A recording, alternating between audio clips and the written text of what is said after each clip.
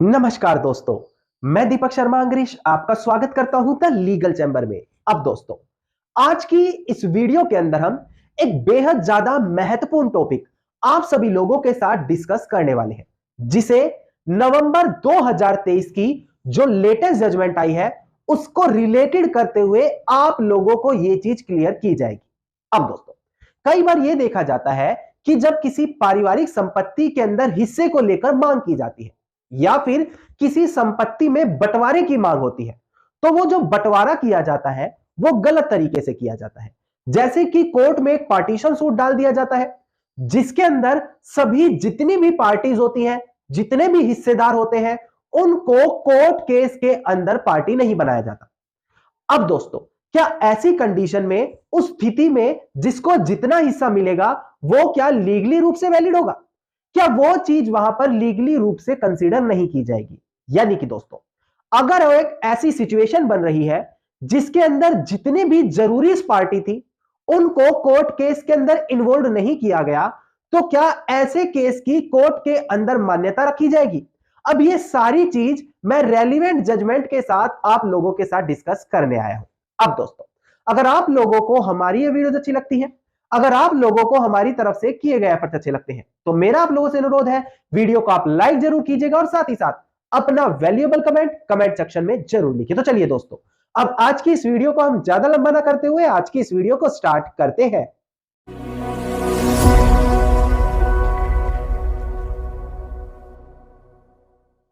अब दोस्तों, हम बढ़ते हैं अपनी आज की इस वीडियो की ओर। देखिए, आज की वीडियो पर सीधा ना बढ़ते हुए पहले कुछ बेसिक जानकारी आपको मैं क्लियर कर दूं, ताकि जब ये कंसेप्ट आपको समझाया जा रहा हो, जजमेंट आपको समझाई जा रही हो, आपको एक एक रेलिवेंसी क्लियर होती चली जाए। देखिए, सबसे पहले मैं आपको बता दूं कि जब कभी भी किसी संपत्ति में हिस्से को लेकर बात आती है तो उसको दो तरीकों से डिसाइड किया जाता है।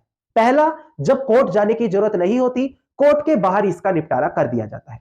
जब कोर्ट के बाहर निपटारा नहीं होता तो दूसरी सिचुएशन अराइज होती है जहां पर कोर्ट के सामने एक पार्टीशन सूट डालना पड़ता है। अब कई बार यह देखने को मिलता है कि जब कोर्ट के सामने कोई पार्टीशन सूट दाखिल किया जा रहा है, या तो उसके अंदर सभी की सभी प्रॉपर्टीज इन्वॉल्व नहीं की गई, या फिर कुछ प्रॉपर्टी इन्वॉल्व की गई है और बाकी संपत्ति में ऑलरेडी अपना हक बताया जा रहा है अपनी मर्जी से, बिना किसी कोर्ट के डिसीजन आने पर। अब कई बार यह भी देखने को मिलता है कि क्या होता है, जितने भी हिस्सेदार हैं, जितना भी लोगों का वहां पर हिस्सा बनता है, उनको कोर्ट केस में पार्टी नहीं बनाया गया। कारण कुछ भी हो सकता है, we are not talking about any particular situation. कारण कुछ भी हो सकता है, उनके मन में लालच आ गया हो, उनको यहां पर किसी एडवोकेट ने कोई गाइडेंस दी हो, या फिर किसी ने हक त्याग कर दिया हो, कोई भी सिचुएशन हो। तो क्या ऐसी कंडीशन में इस प्रकार का जो पार्टीशन सूट डाला गया है जिसके अंदर नेसेसरी पार्टी को इन्वॉल्व नहीं किया गया, तो क्या कानूनी रूप से उस सूट की मान्यता होगी? अब यह चीज यहां पर एक बेहद बड़ी महत्वपूर्ण जजमेंट आई है नवंबर 2023 में, जहां पर क्लियर की गई। दोस्तों, अब सबसे पहले डिस्प्ले पर दिखाकर मैं आपको केस टाइटल क्लियर कर देता हूं, इसके बाद हम केस के फैक्ट्स के बारे में बात करेंगे। अब दोस्तों, एक बार आप डिस्प्ले पर ध्यान दीजिएगा, आपको केस टाइटल साफ साफ दिखाई दे रहा होगा। हमारा केस टाइटल है यहां पर जो प्रेजेंट केस में अपीलियंट है, और मैरी जो प्रेजेंट केस में रिस्पोंडेंट है। इसका रेगुलर सेकंड अपील नंबर देखिए, RSA नंबर 1118 ऑफ 2010, और डेट ऑफ जजमेंट है 17 नवंबर साल 2023, यानी कि नवंबर मंथ की लेटेस्ट जजमेंट आप लोगों के लिए यहां पर मैं लेकर आया हूं। अब दोस्तों, इस जजमेंट के अंदर यही क्वेश्चन अराइज हो रहा था कि अगर एक पार्टीशन सूट डाला गया है, पार्टीशन सूट के अंदर जितनी भी नेसेसरीज पार्टी है, यानी कि वह पार्टी, वह लोग जिनको कोर्ट केस के अंदर पार्टी बनाना अनिवार्य था, अगर उनको पार्टी ही नहीं बनाया गया, बिना पार्टी बनाए कोर्ट का फैसला आ गया है, तो क्या इस प्रकार के पार्टीशन को वैल्यू दी जाएगी? अब दोस्तों, सबसे पहले मैं आपको बता दूं, यहां पर किसी भी पार्टीशन सूट में दो तरीके की पार्टी होती है। एक होता है नेसेसरी पार्टी और दूसरा होता है प्रॉपर पार्टी। अब इसके बीच में एक डिफरेंस होता है। अगर केस के अंदर जितनी भी नेसेसरी पार्टी है उनको इन्वॉल्व नहीं किया गया, तो केस की वैल्यू नहीं रह जाएगी, जबकि जो प्रॉपर पार्टी है, अगर उनको इन्वॉल्व नहीं किया गया तो इससे कुछ खासा इंपैक्ट उस केस पर नहीं पड़ेगा। अब सबसे पहले आप लोग कंफ्यूज हो गए होंगे इन दोनों टर्म्स को सुनकर कि आखिरकार इनके बीच में फर्क क्या होता है, हमें यही नहीं पता। तो पहले मैं डिस्प्ले पर दिखाकर इन दोनों टर्म्स के बीच का फर्क बता दूं, इसके बाद केस के फैक्ट्स बताकर आपको ये जजमेंट में क्लियर करूंगा। ध्यान दीजिएगा एक बार डिस्प्ले पर, आप देखिएगा दोस्तों, अगर आप सीपीसी के प्रोविजन यानी कि कोड ऑफ सिविल प्रोसीजर के प्रोविजन देखें तो वहां पर कोई भी ऐसा स्पेशल लॉ नहीं है जिसमें यह बताया गया हो कि नेसेसरी पार्टी कौन सी है। फिर भी ऑर्डर 1 ऑफ सीपीसी यहां पर कुछ बात करता है नेसेसरी पार्टी के बारे में, जहां पर दो एसेंशियल पॉइंट बताए गए हैं नेसेसरी पार्टी को कंसीडर करने के लिए। देखिएगा डिस्प्ले पर, जो पहली कंडीशन बताई गई है वो ये बताता है कि जो भी पार्टी वहां पर इन्वॉल्व नहीं है उसका कोई ना कोई राइट, कोई ना कोई रिलीफ वहां पर होना चाहिए उस केस के अंदर, मतलब कोई ना कोई अधिकार होना चाहिए, कोई ना कोई रिलीफ उसको कोर्ट से उस केस के अंदर पाना होना चाहिए। सेकंड पॉइंट जो देखा जाता है कि उसकी प्रेजेंट कोर्ट को इतनी जरूरी होनी चाहिए कि उस प्रेजेंट केस को सुनवाई करने के लिए, प्रॉपर तरीके से एडजुडिकेट करने के लिए, केस को सुलझाने के लिए, सभी क्वेश्चन को सेटल करने के लिए उस पार्टी के बिना पॉसिबल नहीं हो पाएगा। अगर ऐसा कोई व्यक्ति है जिसको कोर्ट केस में इंक्लूड नहीं किया गया तो वो नेसेसरी पार्टी माना जाएगा। वहीं दूसरी ओर देखें, अगर एक व्यक्ति है जो इनडायरेक्टली तरीके से वहां पर उस केस के अंदर इन्वॉल्व हो रहा है या फिर वो उस केस के अंदर इंटरेस्टेड ही नहीं है, ऐसे व्यक्ति को कोई मतलब ही नहीं है कि केस के अंदर क्या रिजल्ट आने वाला है, तो यहां पर क्या माना जाएगा कि अगर ऐसा कोई व्यक्ति है तो वो प्रॉपर पार्टी है, वो नेसेसरी पार्टी नहीं है। अब इनके बीच का बेसिक डिफरेंस ये है, मान लेते हैं 3 भाई है, तीनों भाई का प्रॉपर्टी में हिस्सा बनता है। अब किसी ने पार्टीशन सूट डाल दिया जहां पर तीसरे भाई को पार्टी नहीं बनाया। अब जो तीसरे भाई को पार्टी नहीं बनाया वो नेसेसरी पार्टी थी, उसके बिना पार्टीशन सूट कभी भी सही तरीके से डिसाइड नहीं होगा। अब मान लेते हैं तीसरे भाई ने किसी थर्ड पर्सन को प्रॉपर्टी बेच दी और जिस थर्ड पर्सन को प्रॉपर्टी बेची गई है उसको वहां पर पार्टी नहीं बनाया गया, तो पार्टीशन में उसका हिस्सा तो नहीं बनेगा, वो प्रॉपर पार्टी हो जाएगा, उसको यहां पर प्रॉपर पार्टी कंसीडर किया जाएगा। अब यहां पर दोस्तों उम्मीद करता हूं नेसेसरी पार्टी और प्रॉपर पार्टी, इनके बीच का जो बेसिक डिफरेंस है वो आपको क्लियर हो गया होगा। अब बड़ी ध्यान से प्रेजेंट केस के फैक्ट समझिएगा, यहां से मैं आपको वीडियो क्लियर करूंगा। अब देखिएगा दोस्तों, प्रेजेंट केस में प्लेंटिफ की तरफ से यह केस दाखिल किया है जहां पर प्लेंटिफ ने अपने पिता की प्रॉपर्टी में बंटवारे की मांग की है। प्लेंटिफ का कहना है कि मेरे अलावा मेरी एक बहन और है जिसका नाम एनी है, यहां पर ऑलरेडी जब एनी का विवाह किया गया था उसको उसी दरमियान संपत्ति में हिस्सा दे दिया गया था, तो उसका यहां पर हिस्सा नहीं बनता, इसीलिए हम पार्टीशन सूट में उसको पार्टी नहीं बना रहे। और वहीं दूसरी ओर अपने सगे भाई जो प्रेजेंट केस में डिफेंडेंट है उसको पार्टी बनाकर यहां पर केस डाला है पार्टीशन सूट का। अब प्लेंटिफ का कहना है यहां पर मेरा और मेरे भाई का प्रॉपर्टी में इक्वल राइट बनता है, इसको पार्टीशन के तहत प्रॉपर्टी को पार्टीशन कर दिया जाए। नाउ डिफेंडेंट का यहां पर कहना है कि ना ही एनी का सिस्टर यहां पर राइट बनता और ना ही प्लेंटिफ का राइट बनता, कारण शादी के दौरान ही उनको उनका हिस्सा दे दिया गया था और उसके बाद वो यहां पर अपना राइट ऑलरेडी रिलीज कर चुके थे।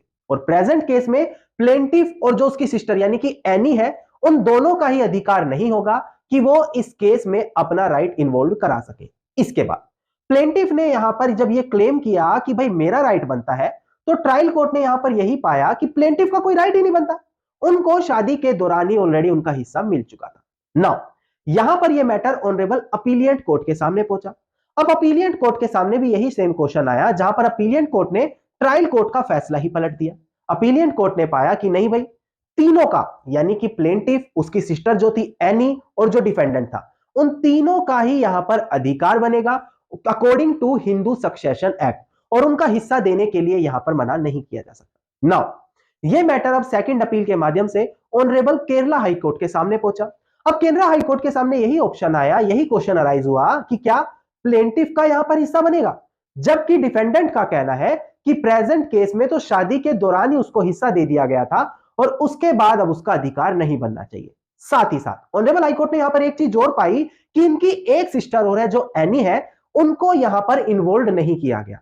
तो क्या अगर वो एनी यहां पर नेसेसरी पार्टी बनती है, क्योंकि मैंने आपको स्टार्टिंग में एग्जांपल देकर भी बताया था, अगर वो नेसेसरी पार्टी है और उसको इन्वॉल्व नहीं किया गया, तो क्या इस प्रकार के पार्टीशन सूट की वैल्यू होनी चाहिए? अब देखिए, यहां पर केरला हाईकोर्ट ने एक बेहद बड़ी महत्वपूर्ण जजमेंट का इसी केस के अंदर रेफरेंस दिया था। सबसे पहले डिस्प्ले पर दिखाकर मैं आपको वो केस क्लियर कर दूं, इसके बाद आपको बताऊंगा कि ऑनरेबल केरला हाईकोर्ट ने यहां पर क्या फैसला दिया। देखिएगा दोस्तों डिस्प्ले पर केस टाइटल था कनकर थमल वर्सेस वीएस लोगांथा मुदालिन एंड अदर। साल 1965 की ये जजमेंट है। कोर्ट ने यहां पर यही हेल्ड किया था कि अगर एक सूट डाला गया, बेसिकली पार्टीशन का केस किया गया है, तो वो इनकम्पिटेंट माना जाएगा, उसको प्रॉपर नहीं माना जाएगा। कब?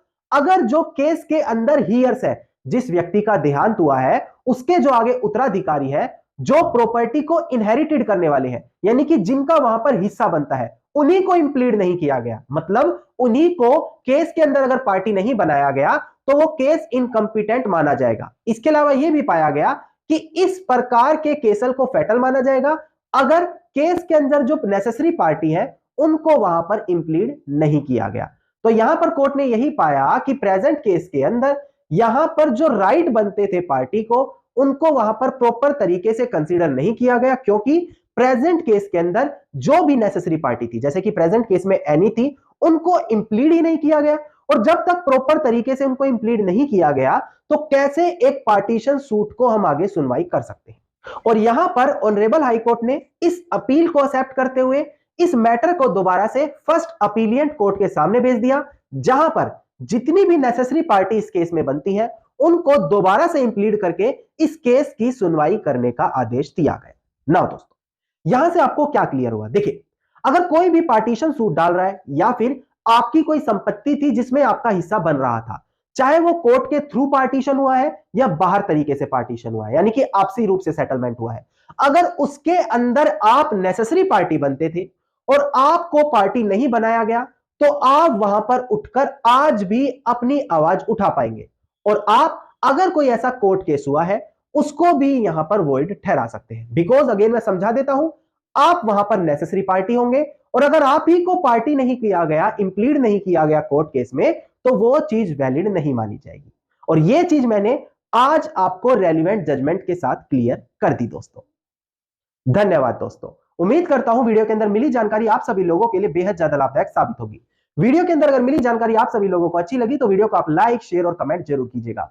वीडियो से जुड़ा अगर आप लोगों का कोई भी क्वेश्चन है तो आप कमेंट सेक्शन में। इसके अलावा अगर आप इसी प्रकार की इंफॉर्मेटिव वीडियोस रोजाना पाना चाहते हैं तो चैनल को जरूर सब्सक्राइब करके नोटिफिकेशन बेल आइकन जरूर दबा दें।